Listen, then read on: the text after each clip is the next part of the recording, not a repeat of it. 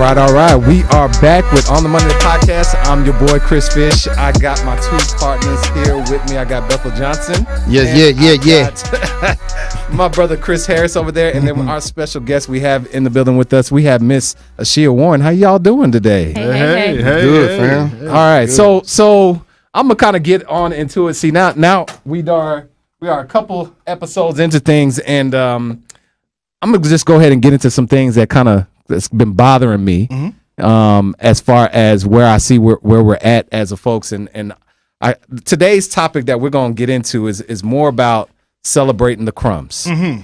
What does that really mean? So celebrating the crumbs inside of our community is more so where I see us celebrating things that we get happy for, things for being a part of the little bit part of the system, or just getting a little bit of the money, but we're not getting the whole meal, right? It's the pacifier.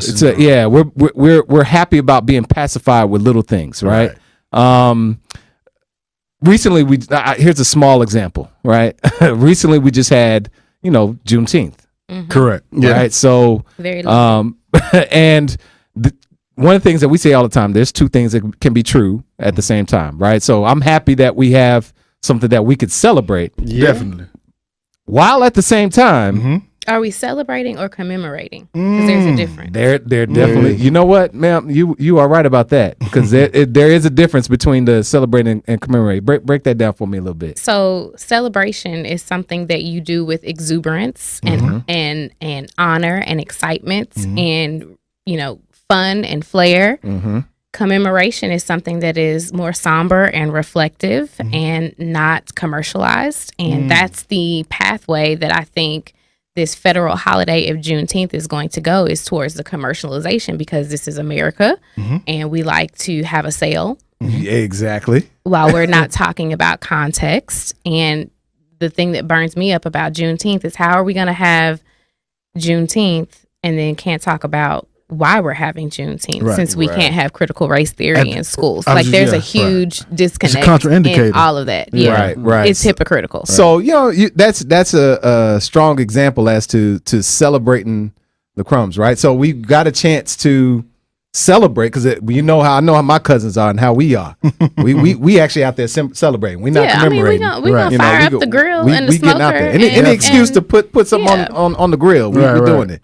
I know Bethel, he wasn't putting no ribs on his grill. Nah, man. This is 100% asparagus. Some asparagus.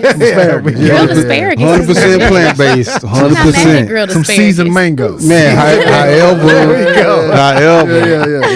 100% plant-based. Whatever I put on the grill is 100% plant-based. I can assure you of that. But at the end of the day, we still have different rules, policies, laws that haven't been passed to help put us in a better position. Now we obviously can dive really far deep into some of those things as to why we haven't gotten to that point yet. But at the end of the day, the crumb is, here you go. We gave y'all a holiday to be able to celebrate. Right. See, we did something. Right. And checking the box, right? It's checking the box. Yeah. Checking the box. So when we're talking about celebrating the crumbs, we're going to give a few examples today as far as what it really looks like to celebrating the crumbs, because at the end of the day, if we really want to shift the paradigm of our businesses, and if we really want to have the effect and change that we're really looking for, we're really going to have to get off of this celebrating the crumbs, because that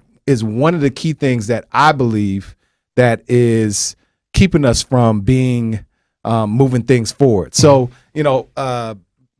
Harris, what is in your mind as far as, I know I kind of talked a little bit about the crumbs. What is some things you could ask me that question? I have a picture in my head of what I want to see. Give me the picture, Beth. The picture that I imagine when I think about celebrating the crumbs, right?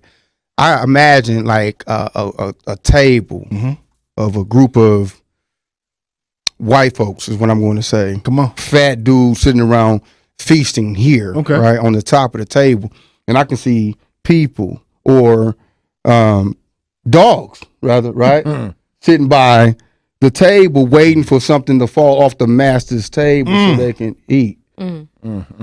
Imagine a dog just getting You That's know, what Bella does every day. yeah, it's the dog get all excited. You know, some food that fell off the table, off the master's table. The dog then grabbed the piece. He gets excited about that little deal. But it's just you're not eating like they're eating up here. You're getting that little bit right there, and they don't. That's the little bit they don't mind falling off the table. Right. So it's the crumbs that we talk about. We getting. They don't mind those things falling off the table. As long as they keep serving you those crumbs, they know you're not going to look up But and are see they what's even on the serving table. them? No, they're not serving. They just falling off. They just falling off. They're just falling off. Right. They eating and some just falling off. So that's not even serving. It's not serving. They just allowing those to fall off. It's accidental. Exactly. They accidentally feeding you. Happenstance. Right. There you go. I think it goes back to kind of one of the things we said initially was that paradigm shift, right? In that scenario, you have to ask yourself, why don't you feel like you're entitled to sit at the table? Right? Why do we historically feel like we are lesser when really we are the greater sum, right? We do the most, we are the best, and then we are kind of shamed to shun if we say we are the best, right? A lot of times in this scenario in business, we have to get a loan sometimes to do things. You're like, wow, if I got a loan for $100,000, imagine how much money the institution has to even give me that, right? So we don't even most of the time, right? There are a lot of us out here that are doing things which is great, and if you're on your way, great. We want to applaud you. But for those that are kind of in the waiting room, this is the time to kind of step out of that mindset. There are people in entertainment, there are people in business, there are people in finance that have systematically put things in place to make sure you can only get the crumb, and that's kind of where we need to kind of transition from feeling like the crumbs is going to sustain us for a long period of time, when in reality it's a Band-Aid, right? You get just I never forget, I got a good job and got a promotion, and my boss, he said, I knew I had you. I said, what you mean? He said, when I saw you drive up in a new vehicle, I knew I had you. Right. So that kind of mentality is like, look, I'm going to give you just enough where I can control you, and that's what the crumbs. The crumbs are control, right? To control how you move. So there was something that really triggered this for me, that allowed me to be like, okay, I have to trigger that for you, bro. This is one specific thing, but there's a lot of things that trigger that. There was one specific thing that popped up here recently that was like, okay, we have to really get on this, right? Absolutely. Because when it comes to celebrating the crumbs, I think what happens is a lot of times there are folks that don't realize that they're actually celebrating crumbs. And I think that you need to repeat that, because a lot of us don't even realize that 6 figures a crumb. Right. Ooh. Right. And a trap. And a trap. The 6-figure mindset is a trap. Right. So there's a person that I would say has a bit of influence because of the platform he's on, Mr. Stephen A. Smith, that made a statement here, which Stephen A. already, we already know where he stands. And if y'all, what, one thing I ain't afraid to do, I don't mind calling people to the line. You know what I'm saying? Lord, we know. And so so I don't care if he ever hears this or if he hears it or he doesn't. I don't care.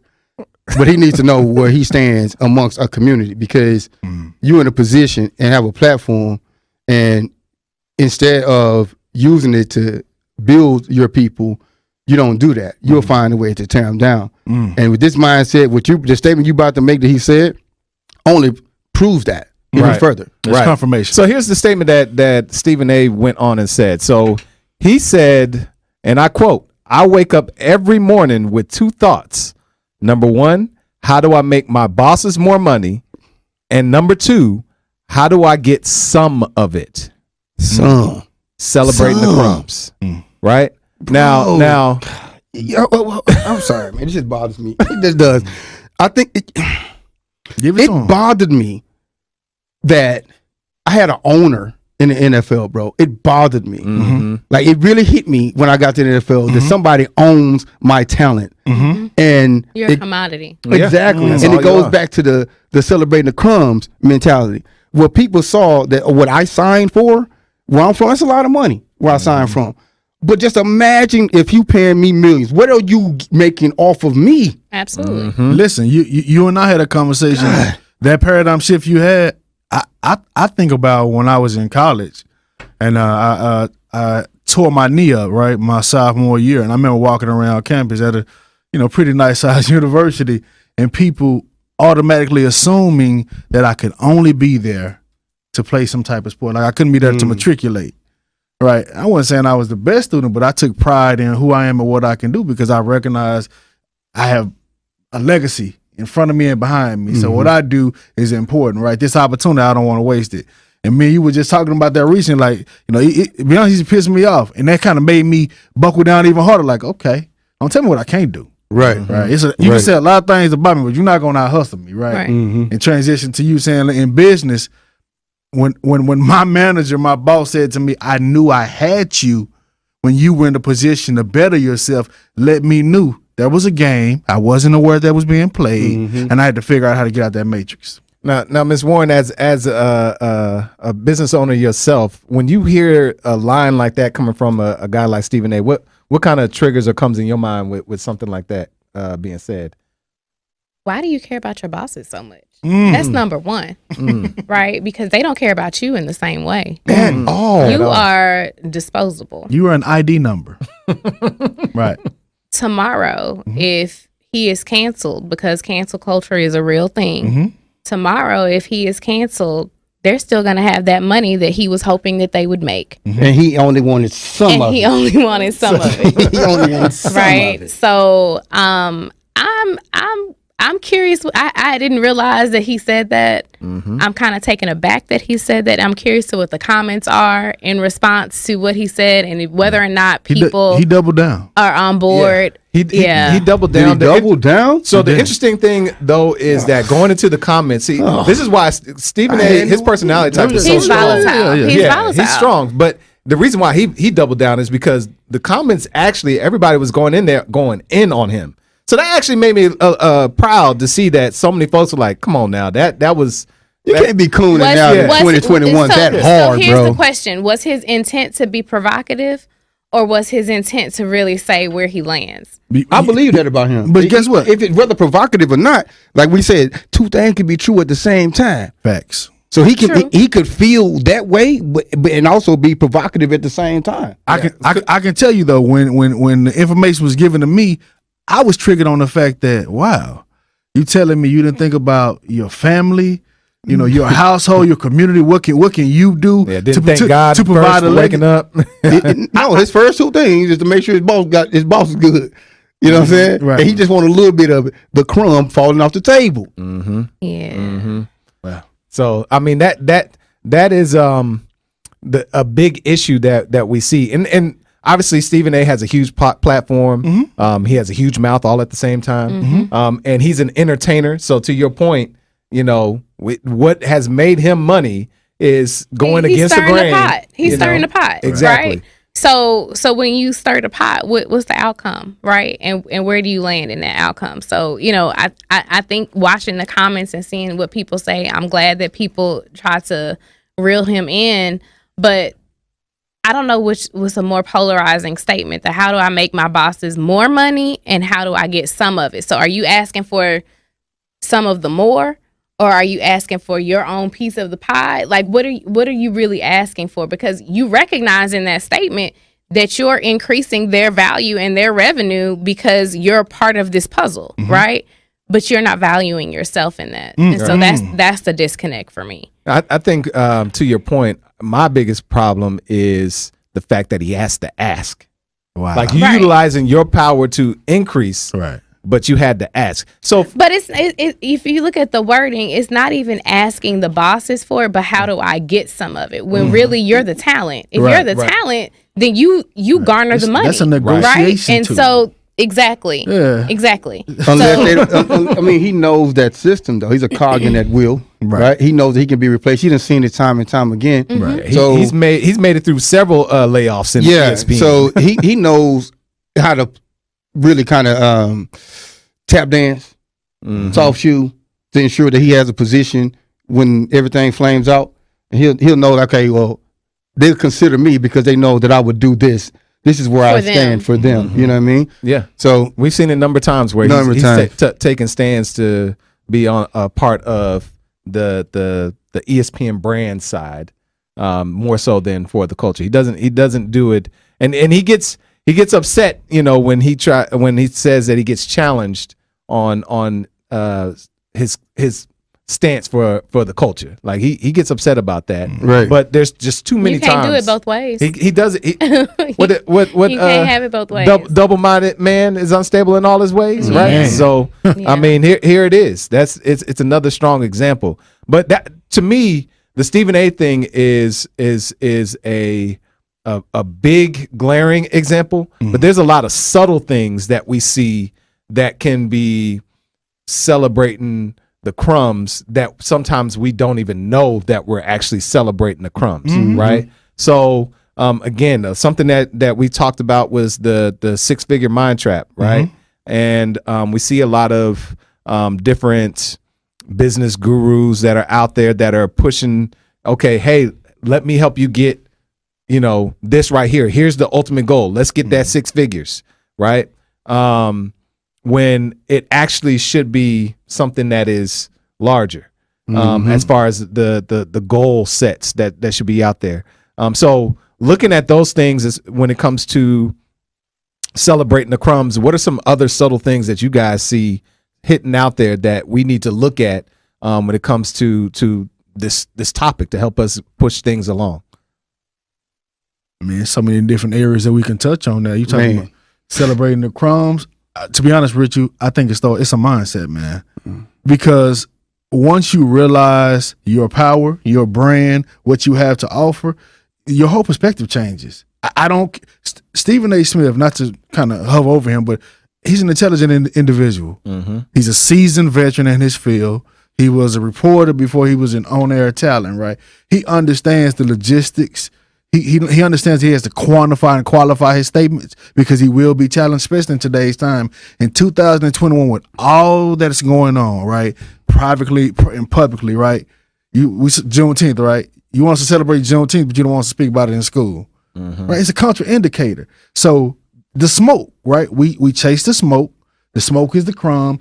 My perspective is the crumbs are control. We have to get out the mindset that we need someone else to control anything that we want, right? Or validate anything that we do. Right. Yeah. That's it. Why should Stephen A. Smith has all this power? Why can't we say, you know what? If you got, do you know what the pandemic did? The pandemic showed you how important or how valuable you really were to your household instead of outside of the world. Because at the end of the day, right, those 4 walls, the people in your home were really the only thing that mattered. That job that you bust your tail on, you went to school for, guess what? A lot of those companies didn't even come back. Now there's a paradigm shift in business. Are we going to come back? We're saving money, right?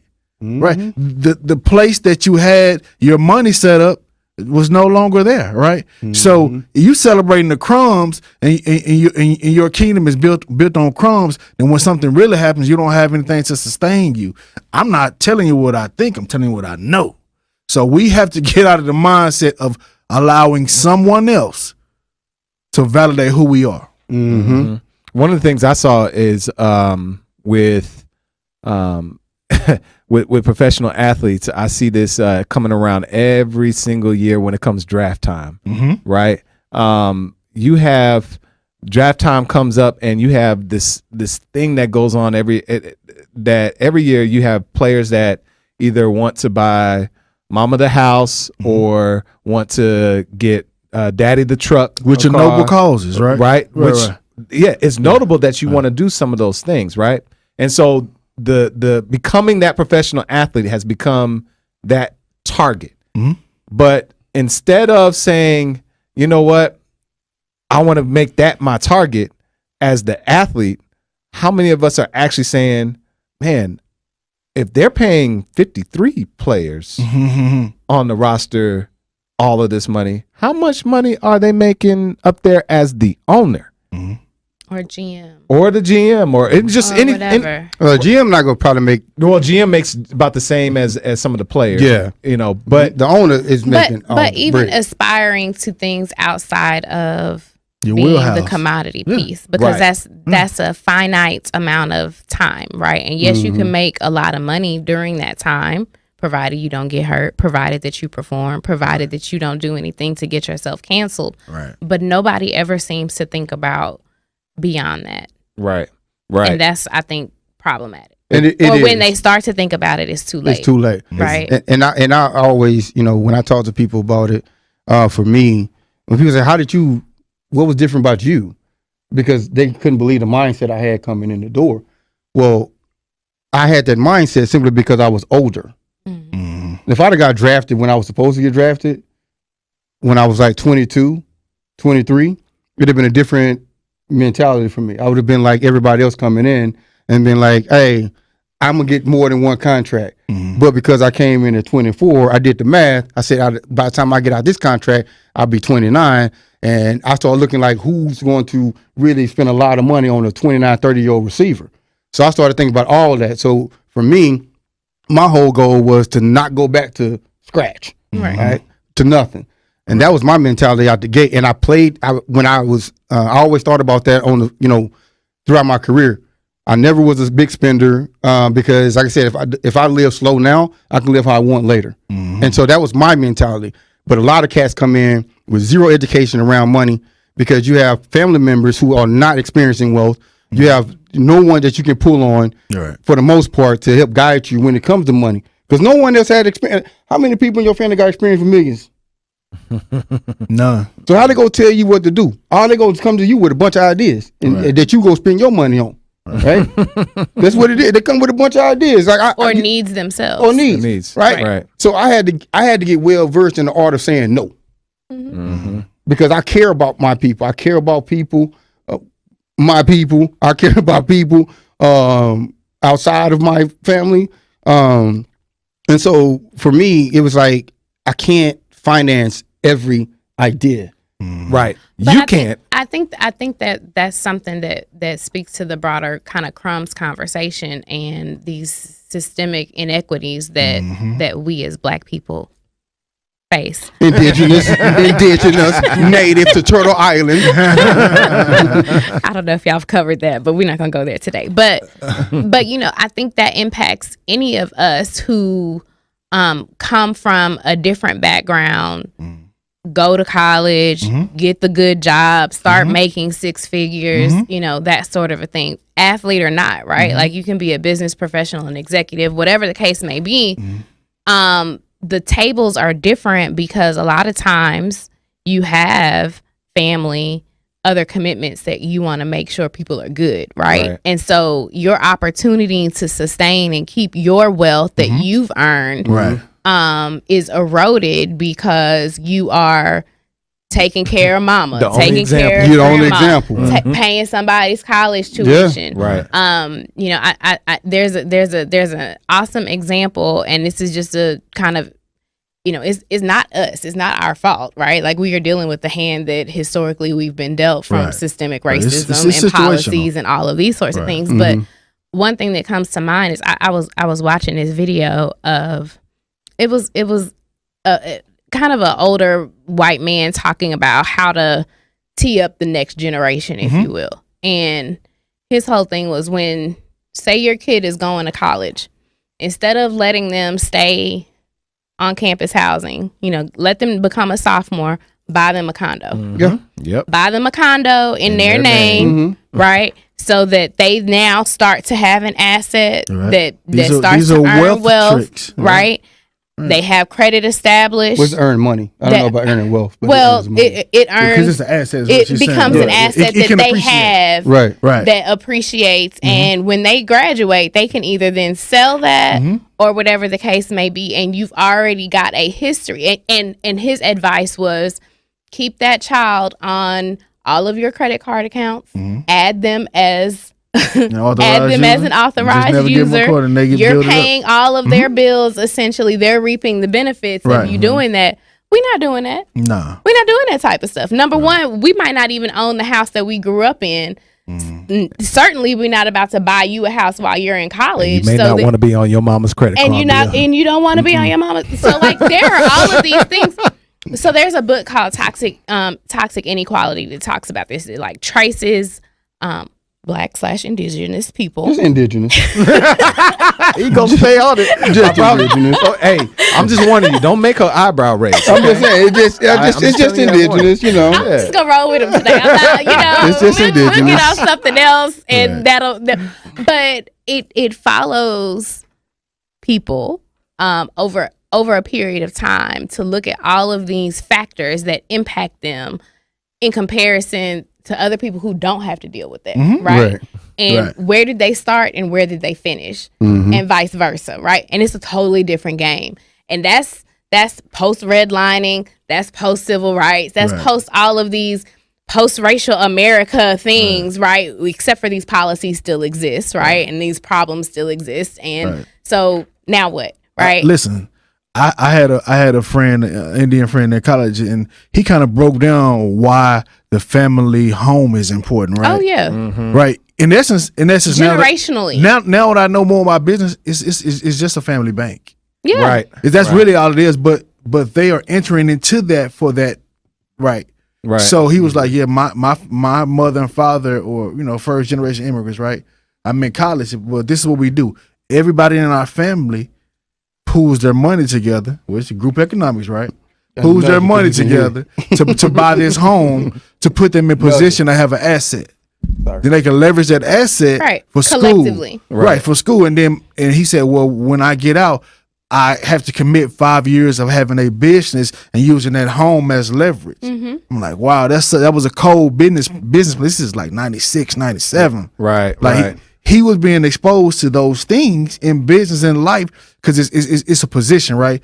We say it all the time. We build an airplane in the air. If we are the first generation to have millions and we didn't have anyone else in front of us, there are going to be some hiccups, right? Right. There are going to be some things structurally maybe you wasn't set up. And that happens a lot of time when you get a lot of capital all at once and you don't have a mentor or you don't have a point of reference to say, hey, you have it today, but having it today really isn't the game. It's having it forever. Right. See, but right. that's the thing that you talk about. That's a cultural difference, right? And how they view education and how we view it, right? Because if you look at everything, I tell people, like when you look at how you were trained coming up, right? And if your goal was to be wealthy, who from elementary to your professors in college, who had experience with wealth? It's a good question, man. And then who are you looking at as your litmus test for wealthy? Right. Right. 'Cause that's 9 times out of 10 an athlete. Right. You look at athletes or rapper, some form of entertainment. Some sort of entertainment Yeah. that's, surface money. Right. Which we know money. that it's no money. They don't have money. Right. So you look at the people that's been teaching you, indoctrinating you along the way.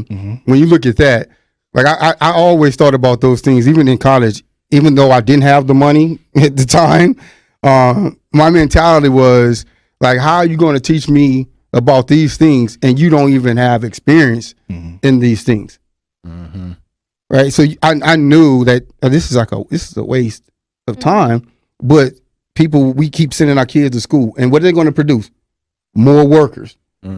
So because everybody along the way just teaching you are only familiar with working. Yeah. But they're not familiar with wealth. The flip side to that, though, is our counterparts are also sending their kids to school. Right. Yeah, but differently. No, it's but differently. Right. They send them to school, but beginning with NM, they're going there. It's a position move. It's not to say, I have it. It's a building of a network move. Right. Yes. It's a Come on. let me align myself with the right organization. Exactly. Yes. It's differently when they send them to the It's school. differently. Yeah. It's differently. Yeah. And so, I think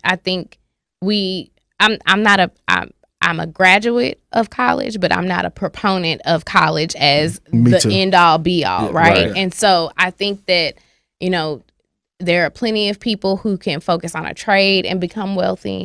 There are plenty of people who can be creative and entrepreneurial and never set foot on a college campus and become wealthy and teach the rest of us, right? Right. And so I think we need to be aware of the fact that this college mindset is something that America and Western civilization says that we have to do. And to your point, yes, we do it differently, but let's not say that it's not something that's part of the conversation, right? Because those collegiate networks can run really deep. And the access that you can get if you play your cards correctly both for Black people and for white people and whomever else.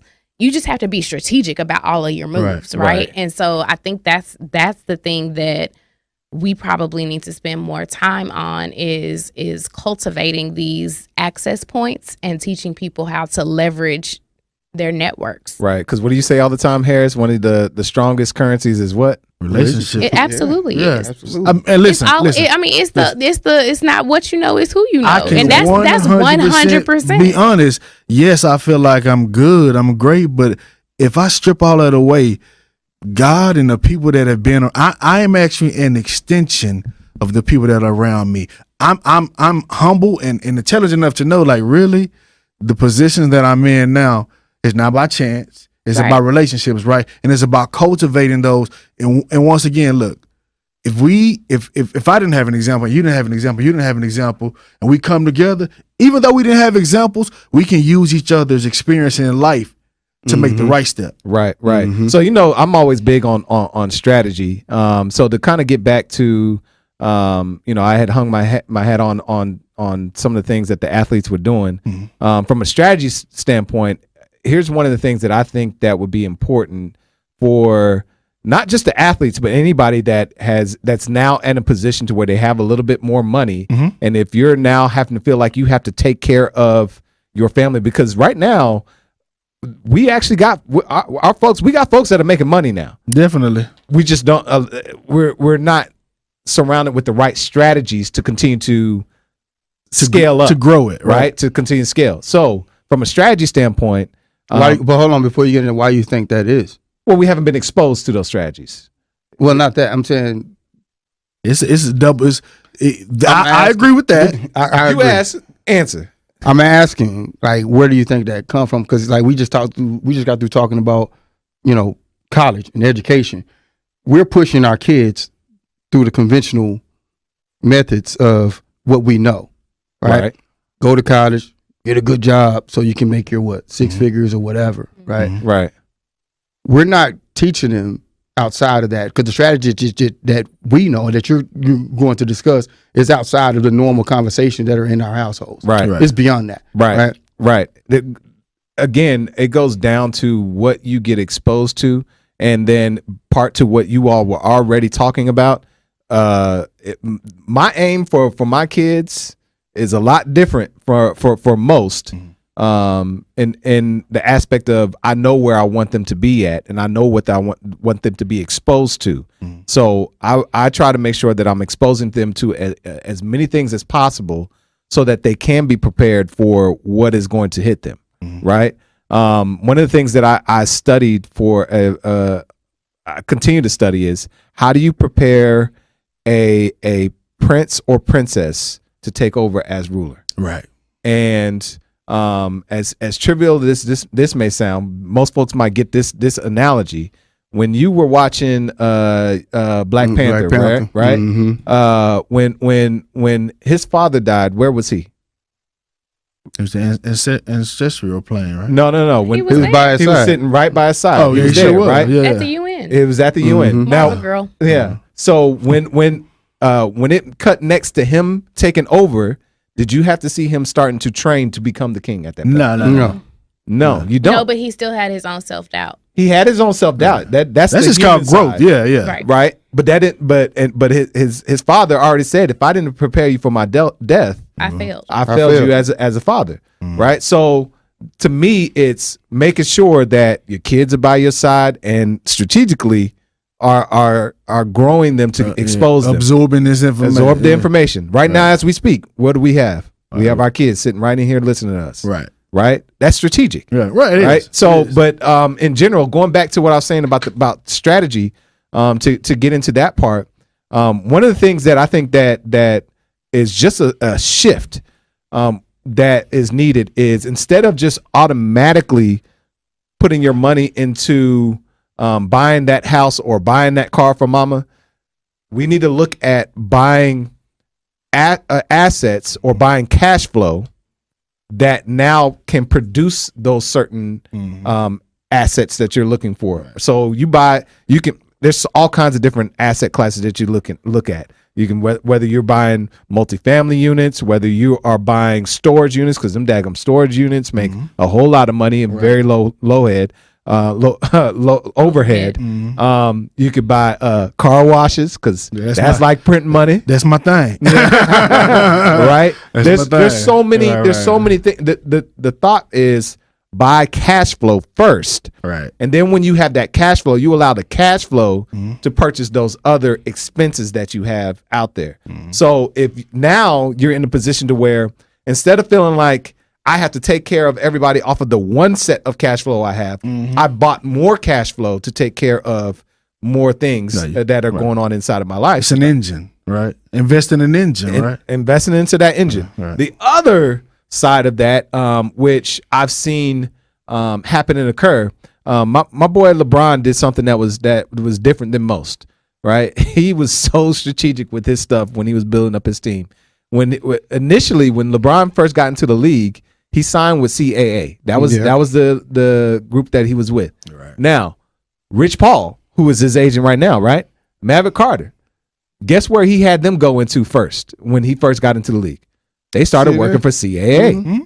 So they went inside the organization and learned the ropes. Yep. And then they said, you know what? We got it. We understand. We see what's going on.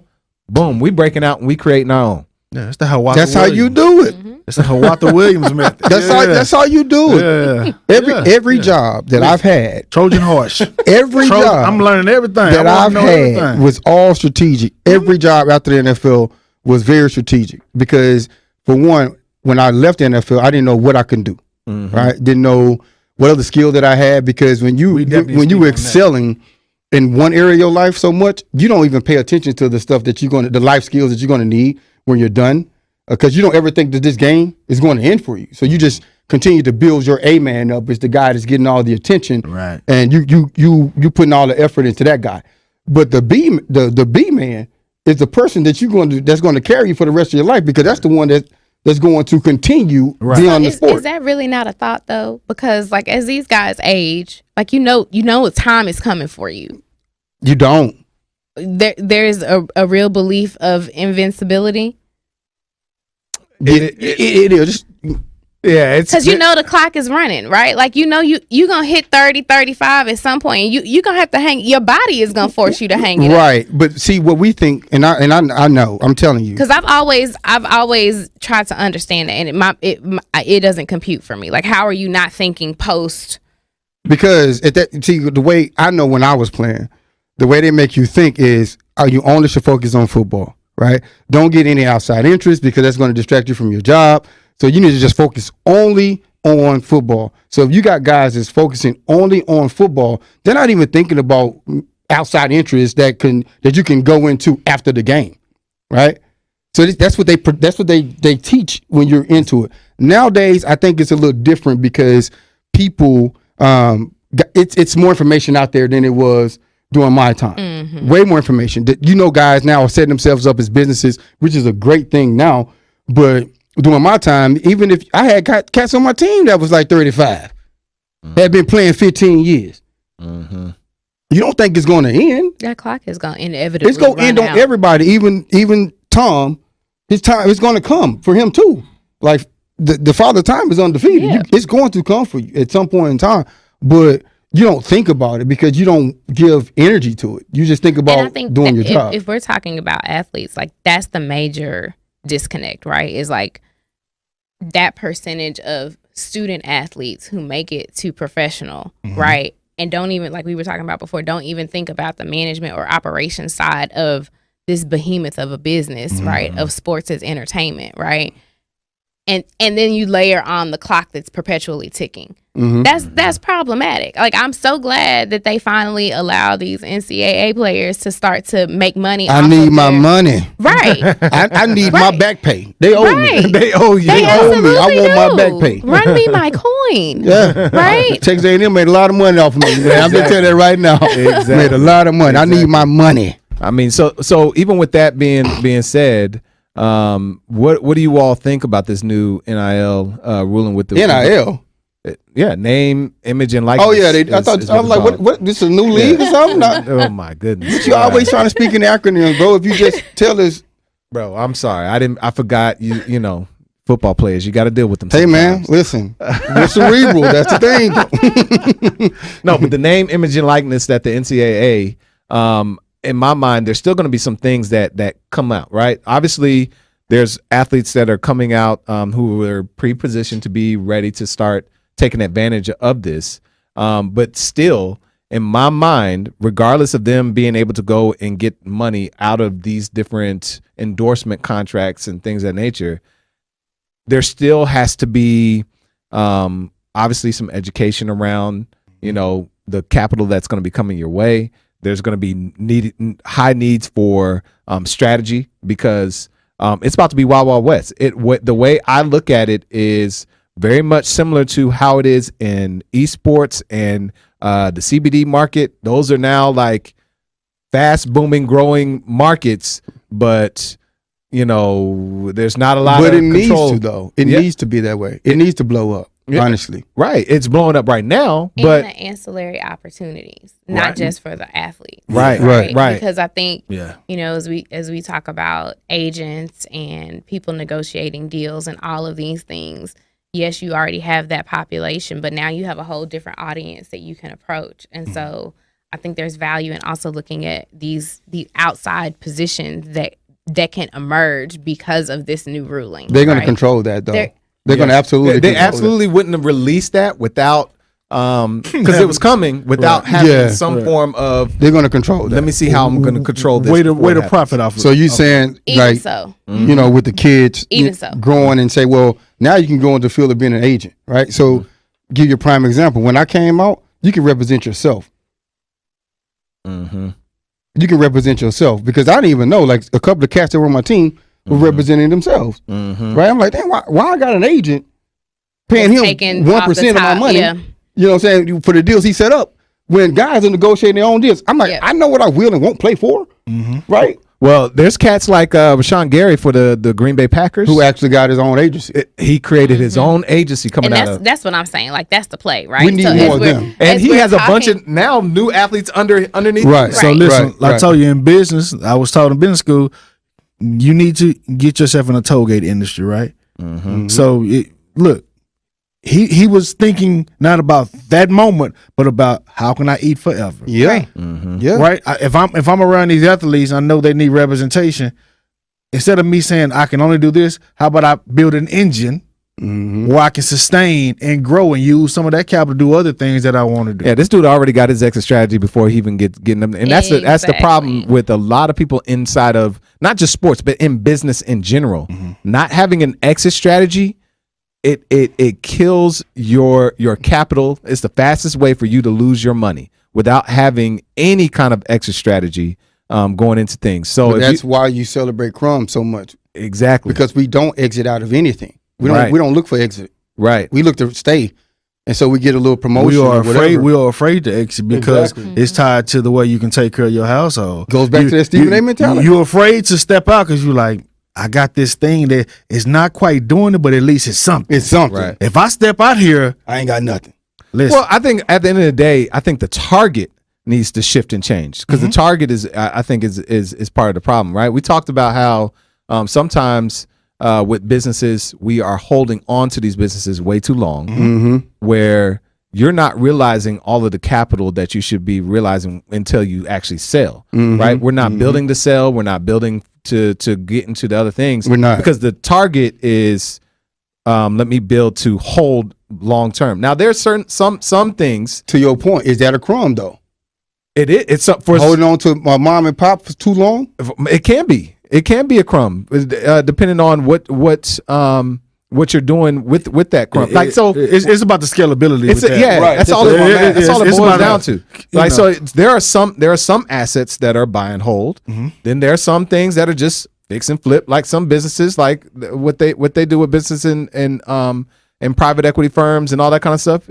All they doing is fixing and flipping. It's about the portfolio. Right? It's about the portfolio. Right. And then at the end of the day, the goal should be about building the family bank, not so much the family business. Absolutely. That's the mistake. Right. If you think that I need to be growing the family business and I need to make sure that my girls and my son, they are in for this business, they all three of my kids got different interests. Exactly. Absolutely. So They might not want to be in the care business about anyway. they could care less about the business. Exactly. So my goal is not to make sure that they're ready for the family business. I want to make sure that they're ready for the family bank. Facts. Right. And so to that point that you just made, my son asked me in the car, he says, Daddy, are you going to pass us money? I said, absolutely not. Absolutely not. I'm not going to pass you money. Opportunity. You know what I'm saying? At all. Because if I pass you money, the way understanding money, we know the money, the value of this money that we have is not worth anything, right? So for me, it's like, no, I'm not going to pass you that, son. I'm going to pass you a bank. That's a difference. We got to take care of the family bank. That's the thing that I pass to y'all. But as far as passing y'all just money, I got that from Warren Buffett. Warren Buffett said, I'm not passing my kids any money. He said, why would I pass them money? Right? I just support their interest, put money behind all that. And so when they're done, when I'm gone, everything's sustained forever. Right. Because he recognized the rule of money. Exactly. Right. So where's the point of me leaving you money? For instance, $1 million 20 years ago went a long way. Right. Now it don't go. It's not. It don't go far now. And I don't think Barely buy you a house. I don't think people realize that. You know what? We probably need to unpack that, because once you look at your taxable income, what's coming in and out, your insurance, and you look at all these things, and that million goes away extremely fast. Even if you Trust say me. you got $1 million, right? You break it down. 3% of your of inflation. No money. No, It's not. because guess what? Because guess what? This is goal, though. But this is why we're killing the 6-figure mindset. You tax right? that 36-37% off the top. Off the gap. It's getting you. Off the gut. So you're doing that, and then you got the 3% that we don't even account for. No, That's eroding your money anyway. Inflation. Right. Inflation is the hidden tax on all our money. I don't think it's a horrible thing to say I want to be a millionaire. Oh no. Right? No. Because really what's saying is I want freedom. It's that you have to say, if I can make 1 million, how many more millions can I make? Come on. Right. There you go. And I think that's where the thought process seems to stop, right? Is the perpetual $1 million. Like, So- I want to be a millionaire in my lifetime. That's nothing, honestly. Right? That's nothing. Okay. So how many people talk that way of saying, or speak that way of saying that I want to make the million? Or do people say, what is the noise? Oh, I want 6 figures. I want to make 6 figures. Yeah. I want to make 6 figures. That's the most noise I hear, because I don't believe, like, when we used to do business, the business club, we sit there and talk to people. People don't even see themselves in business as millionaires. We've actually just recently had someone say, "Oh, I don't want that money because I don't want those problems." I don't want those problems. Really? Right. Right. You think it's money problems come with that? It doesn't. Not like I'm that. just going to say the company you keep, because Right. So No, but I can tell you, this individual, I think, was speaking out of fear. out of Right. fear. Yeah, because I think they that's literally valid. were with the money, but just the like. Once again, it's not can you make it, it's can you keep it. Can't Yeah. keep it. That's really where it is. And like you said, one of the things that we privately say is, you know, we want to be known for a lot of things, right? But we all have servant hearts, right? Mm-hmm. You know, we all believe that one individual or one group or one anything having everything is a mistake, Mm-hmm. right? Is a mistake. So the more people we can empower to be self-sufficient in whatever vertical they want to get into, the more powerful our community will be. And then what happens is we don't have to be so stressed. You said something earlier about, you know, going to school and people saying, hey, you know, you the one that made it. I know that feeling. Hey, can you help me with this? And then you want to do it and you get to a certain point, you're like, if I keep doing that, then I ain't gonna have nothing for my house. Right. Burn the count on both ends. Right. and it's also the whole, you know, give a man a fish, teach a man to fish conversation, Right. right? It's like, yes, I got a fishing rod and a fishing pole, and I can go out here and get you a fish all day long, but you might need to figure out how to do that for yourself, right? Like, that might be the best lesson that I can provide to you. Right. Is And that was my biggest point with LeBron, right? Mhm. Like, so instead of just like automatically hiring his homeboys out the gate to come and run my business, he's like, okay, I see your talent. Yeah. Well, I can't teach you this, but I know who can. Right. The system that I'm Yeah, in. exactly. And I think there's something else that we need to talk about is like there are some people who are innately born with an entrepreneurial spirit. Yeah, very true. Yeah. Right.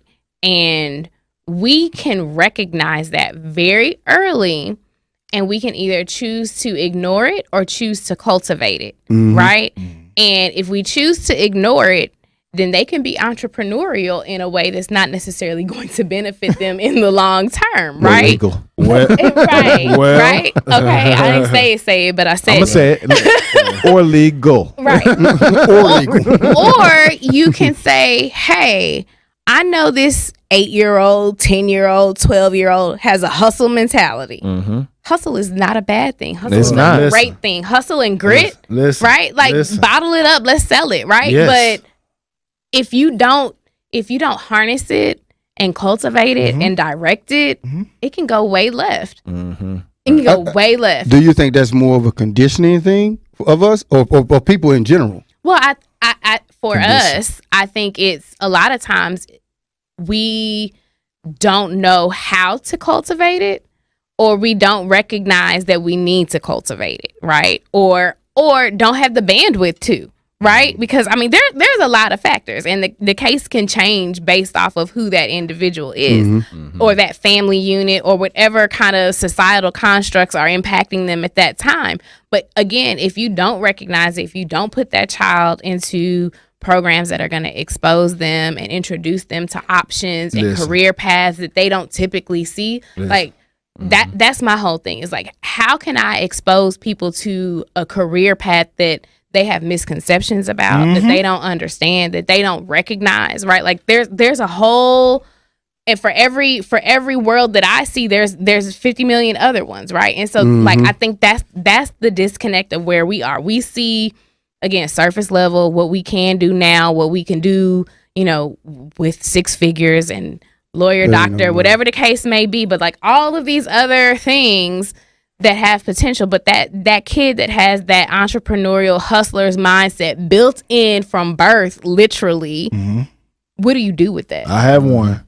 And What do you do with that? I make sure I expose her to everything. I keep it all the way 100 with her. Give them ideas, good, bad, and the right? ugly. And then I look at the way I was raised. Thank God that my children are not raised that same way, for the reason I don't want to make my issues their issues. Right. I want to give them every opportunity to say, I tried it and I didn't like it.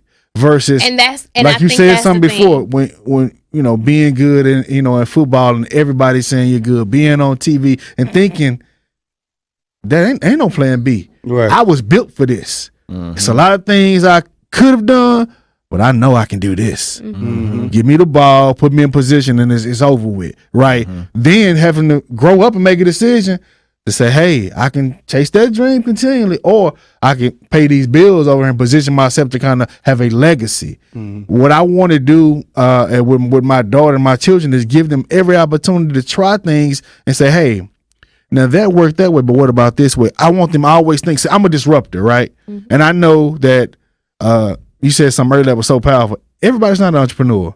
Right. So I don't want us to come off as like we're downing people that are not. Know who you are in business, know who you are as a person, right? But we have to work together. Maybe you're not an entrepreneur. Maybe you're structurally sound. You have an HR mindset, you have a corporate mindset, but your relative or someone is a hustler, right?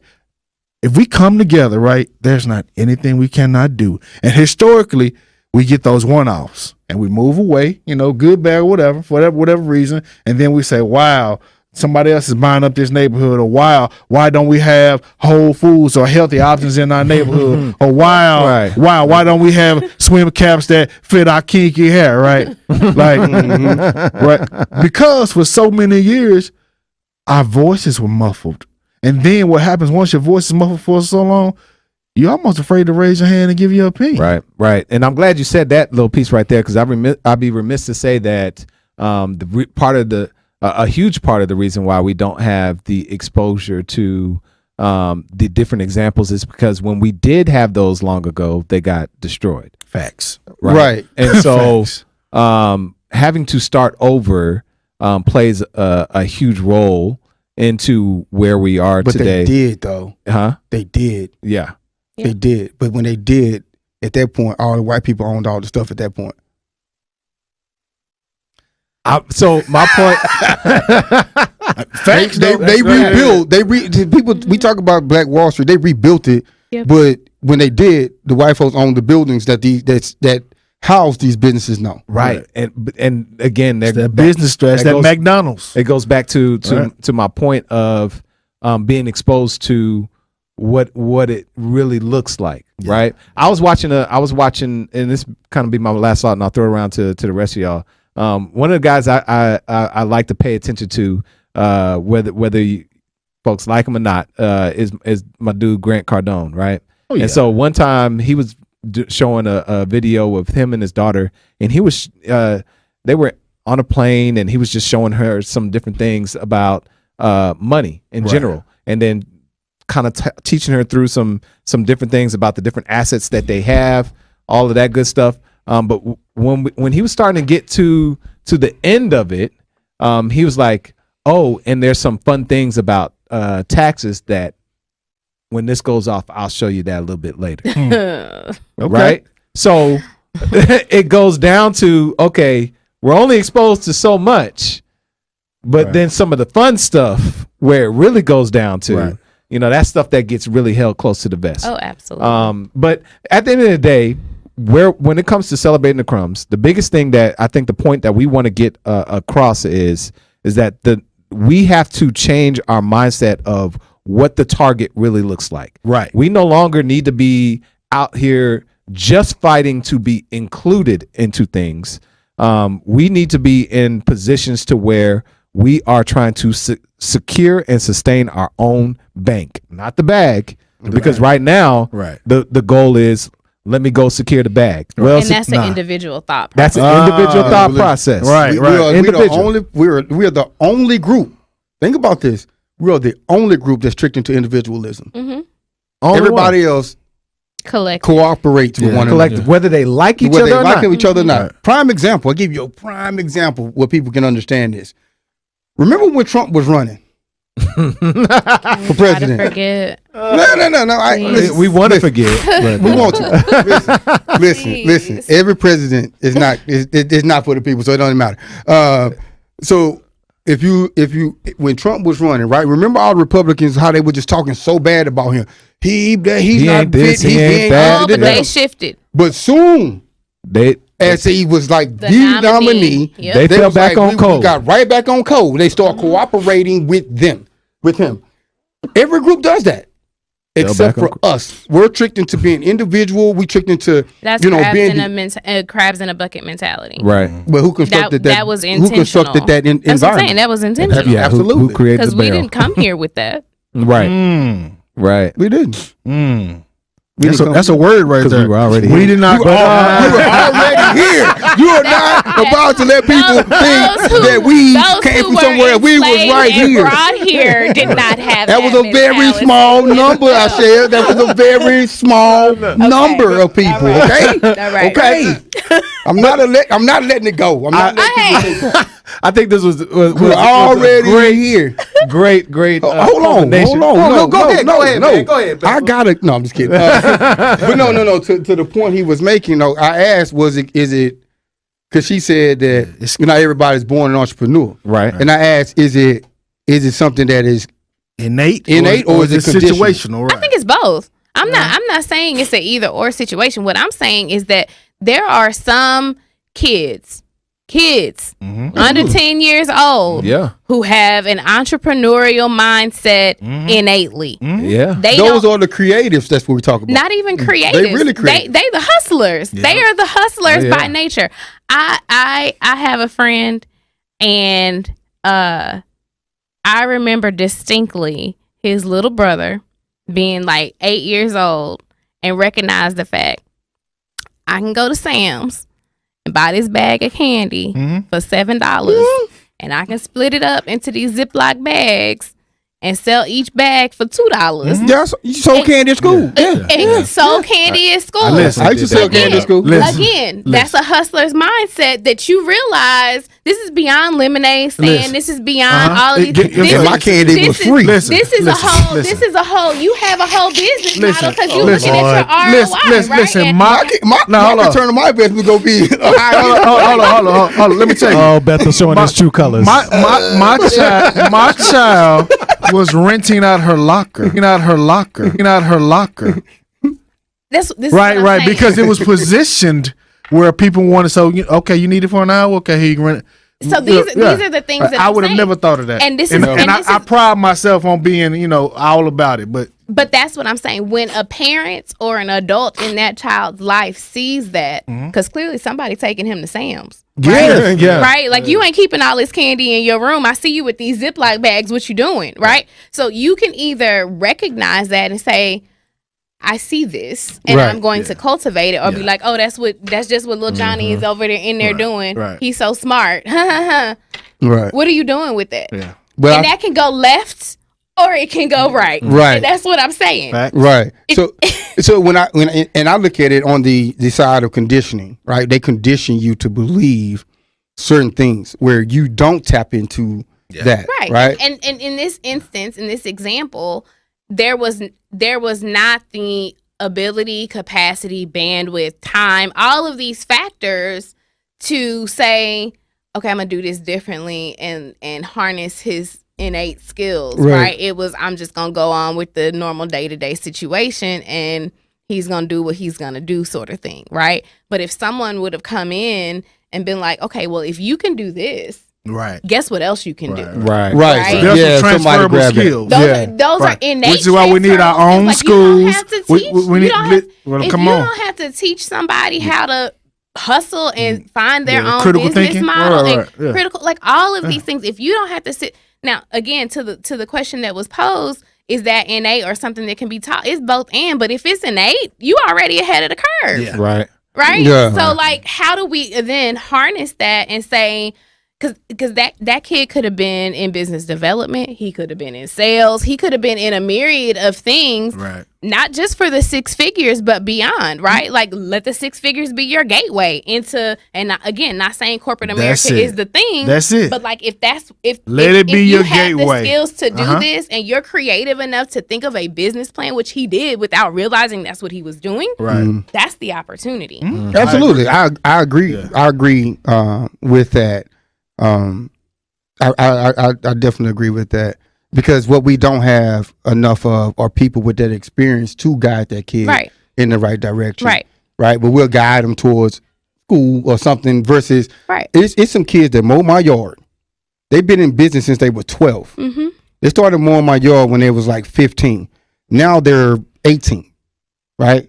Been mowing my yard for the last going on 4 years. Right. These kids, when their mom was like, y'all got to go to college, blah, blah, blah. I'm like, but they're already making a lot of money. Exactly. They're already making a lot of money. Right. They're making Well, a lot of. Where I would send them to school for is landscape, architecture, landscape architecture, because we don't like, have a lot of we us have in none. that. We don't. But we what have I'm, none. None. we don't. But the point. This a whole different episode 2. Like, But the point I was making was these kids already have this right here. Right. Right. Let them continue to build their business and grow. How to cultivate They, it. they exactly cultivate it. And again, my strategy. See, it's if the strategy is just Shout out to KRB lawn service. These kids, man, I'm telling you, they do their thing. Yeah. So if the strategy is just send your kids there just so they can go get a degree, No. that's one thing. But if it's okay, A strategic move. let me allow you to get into a position to where you are no longer just working in the business, but you're working on it. And part of you working on it is going out, networking, building up more of your experience. Because, like I said, landscape architect. But a lot of them are first generation. I understand that, So but that's you what got he's to. saying, though. No, That's what he's saying. What I'm saying, I hear what he's saying, but what I'm saying is a lot of parents, a lot of kids are first generation Right. college. So if your parents don't have experience with it, right? So you were fortunate. Your mom went to school, got a degree. So you knew that was an expectation for you. My mom, on the other hand, didn't go to college. I was first generation to go to college. So her equipping me with like the ins and outs of college life wasn't available. Right. So for me, I had to figure those things out. Now my kids, you know what I'm saying, will be different because both parents have went to school and got degrees, so it's different. Right, and I get that, but the only point that I'm making is that if we're sending our kids to college, we need to send them there with an agenda, with a purpose. Yes. And part of the purpose could be A communal purpose in a way to where you have systems inside of your business that it can run to while you're doing your thing. So that you can scale up, and part of you making that next scale up is okay. I'm gonna go to school specifically for this. But that's Right. you're saying a lot too. Yeah. There, like there's a lot that's heavily loaded because number one is this whole idea of going to school, right? In the case of your lawn care company, right? If they go to college, do they need to move out of the city to get the education that they need to get to propel their business forward? Absolutely not. But my question to her was, what did you go to school for? But that's what I'm saying, Is right? is it you going to school to make money? Yeah. When you get out, but if they already making a lot of money right now, But to his point, why would I disrupt that by leaving 4 years? He's saying go get some more transferable skills to grow it. Enhancements to grow that business. Right. And that's what they've discovered that they're passionate about and good at. Do they need to leave Dallas, Fort Worth, where they've cultivated a clientele, to go some faraway place to get, 120 hours of all this superfluous education that Right. you don't ever touch again? Right. Or do you need 30 hours of business classes that tell you what you need to do that you can go get in your backyard? They can work on some structure. Right. Right. Structure And so of the like business. we have to, and I hope and pray that COVID and this leveraging of technology helps make things more accessible permanently, but like realizing the fact that education and all of these things can happen right now. Yeah, virtually. Like you don't have to go somewhere to do all of these things. So again, for the people who need college or desire to be more educated, what does that really look See, like? I think college is good for experience, right? It can Because be. it was in one place where it was people from all over the world. Yeah. Like, Except for fam. Oh, please don't get started. Don't get started on my school now. Don't you do that. Talking about, no, Don't he you do fam that. you grad. Don't you do that. Oh, fam. Because FAMU was a fantastic I experience. know it was a fantastic right. experience. Just like it was a fantastic experience at Kansas, Right. fantastic Well, I don't know experience at about Texas all A&M. But- So it was a fantastic experience. But what I'm saying is, like to his point, like I get that. But I don't want to go in debt to do that. right. Well, you don't have to go to Whole that. different That's a whole we Well, gonna what take I'm saying, like if those kids go to school, right? They going into debt. Not Not necessarily.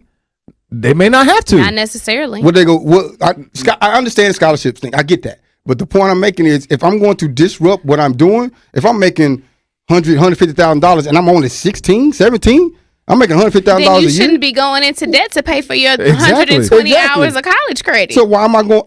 I'm not going to disrupt what I'm doing. I'm not to do but what that. I'm saying is, if you making $150,000, you should be able to pay for Yeah, some of your college So let classes. me ask you a You don't have question. to take a loan. Let me ask you a question. What school did he go to? What college? He didn't. He didn't. But that again, he was his thought was building the bank, right? So that was his thing. But I'm just saying, that's we the put whole a lot family. of stock in that system of thinking that we go to school, let's go enhance this. No, this but dude was one of the richest people ever. My point is some of the skill sets that are needed are geared towards like I said, we in real estate do not have any landscape architects. We don't. Period. We don't have them, and we need more of them. We do. And so in order to get there, Especially I need for you our to go to projects. school. Am I about Shout to out to the projects we got going on. So let me ask You can go there. So let me. So we need them. So what school did Jose? But no, that's not And the all in that's one- a difference. That's a That's not difference. landscape That's not architecture. landscape No, architect. the cats. That's a different hold level. on. Let me hold on. The cats in my neighborhood that's doing all the yards over there with the landscaping company. That's just doing the landscape in the yards right now. I'm talking about Design. designing of large real estate development projects. right, but that's different. She's Exactly. talking about when we come to mowing yards and all that other stuff. That's different. That's a different type of. But it's transferable business. because once you do the design of it, then it becomes the upkeep of it, right? Then you talk about, okay, let's talk about golf. Yeah. Just to be high end on maintaining the golf courses, you have to go to school You definitely. to do those things, right? Right. So there are some that I'm not. We in the ruling out rabbit hole college. now, so we got to get the rabbit hole. We're in the rabbit hole. I know, and We're definitely in the rabbit hole And right we now. can go, we can stay there. No, I'm saying we in the we my point is that school. If we're going to send our kids to school, so that we are no longer just celebrating the crumbs, because part of me is just having mowing the lawns to me is part of the crumbs, because there's a much bigger play that could happen there. The whole opportunity when it comes to the built environment is something that I think that's our it. students and our kids are not directed towards. Right. And I agree there with that. are opportunities in design, construction, engineering, Right. Absolutely. planning that we have no idea exist. Right. Exactly. Point blank, period. right. And why is that? Have been exposed to it. What are we pushing our kids to do? When we do push our kids somewhere, we're pushing them to degrees that don't put us on those right pathways. When we do it, and if we are going into it, we're going into.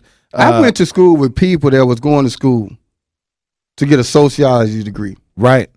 and they What weren't you even gonna do? athletes. They were normal students. And what we gonna that do was with that? going in debt Because that for $100,000+ for a sociology degree. think about this, Bethel. You see this a lot. It's a lot easier to become something that you have seen. You said it yourself. Absolutely. You were the when you were the first ones in your family to Representation make is it to the important. league. You had a pathway, and you could show your cousins, and automatically you got two other cousins right behind you that easily made it there. Right. Some of the things that's not talked about today. There's a lot of second generation professional athletes playing right now. is. Oh, yeah. A lot. It's so there's something to it, and not just that. There's families of But athletes. part of that is an access thing too. It's access and not, exposure. It's access and exposure, and those things are not the same, right? Right. Access and exposure are not the same not. thing. Right. And I think that's one of the things that we have to make sure that we define and don't collude, right? Is that I can expose you to all of these things and you can know about them, but if I can't plug you in, Right. then you still are behind the You curve. still behind the door. Right, Pearls right. to a swine. Exactly, Yeah. exactly. So, with all that being said, because we done went way over on time today, but I want to lead it into my sister and special guest over here, Asheya, to give us a few last words. As Before we have Spider take us out. before we have him take us out, Asheya, first of all, thank you for being here, jumping on the show with us. Yeah. and at the end of the day, kind of let some of the folks, some of the things that you're working on, and if you want them to be checking and following you for some of the things that you're going to be pushing out there, what are some of those things? Don't be afraid. Don't be afraid. My stuff is undercover. So I am the founder and principal of Praxis Marketing Communications. We work solely with architecture, engineering, construction firms, Hence the and passion. I hear it. Hence the passion. I got it now.